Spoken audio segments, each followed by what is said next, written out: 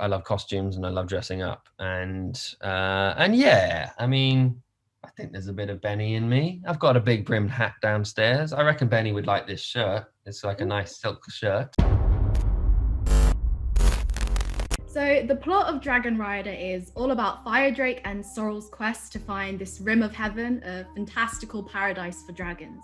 So I want to know, what would your personal rim of heaven look like? I think I grew up in London and I love this city, but when you take a big old wide shot and you look at it, it's just little square blocks and little square blocks with little people living in them. And it's quite hard to imagine that we're actually all just natural animals. So I think when you go into a big old field and you see trees and you see the grass and you see the sunlight and you smell and hear the birds, and I think that's a real good reminder of the fact that we share this planet with so many other wonderful creatures and we're just one of them. So I think it would be nature-based, certainly. It would be full of waterfalls and many, many, many colours, lots of rainbows. But then I also like motorbikes, cars and airplanes. And they don't really get along very well with nature. So I'd have some kind of like natural running airplane. I suppose that's a dragon, but yeah, I'd have some kind of fuel or something that's completely natural and doesn't harm the planet at all, so that I can still drive my cars, ride my motorbikes, and fly my airplanes. Humans are destroying our valley. We have to find the rim of heaven before it's too late.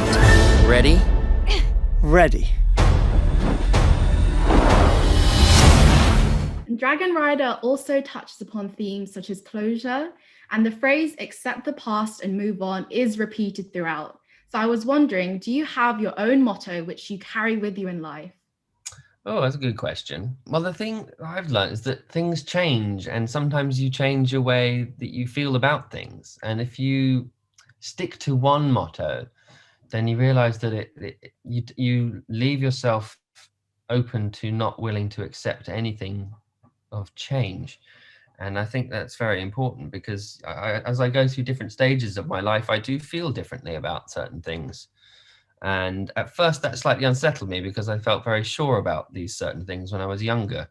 And then I realized that there's nothing to worry about. That's just, I need to make sure that I am constantly able to accept how things change and develop, and choose to develop with them, and in harmony with them.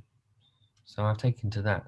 Very wise. My one is literally just go hard or go home, but your one is far more eloquent. Well, that works too. Now, growing up, my favorite kids' TV program was always, without a doubt, Phineas and Ferb. So how differently do you approach a voice acting role compared to an on-screen role? Well, you get to play different characters that you wouldn't get to play on a normal movie. For example, I couldn't play a dragon in a real movie because I don't look like one.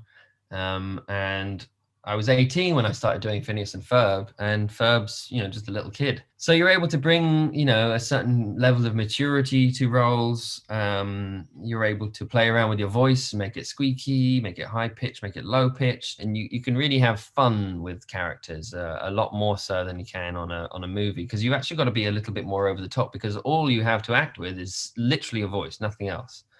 As a child, I always like to act with my eyes, and be quite minimalistic with my acting, not very over the top, not so much the theater kind of style. But I realize that doesn't work in voiceover. No one sees your eyes, so you have to put all of your energy and all of your thought into just your voice. So it's quite a good little exercise, really. I want to be a proper dragon, like the dragons in all the stories.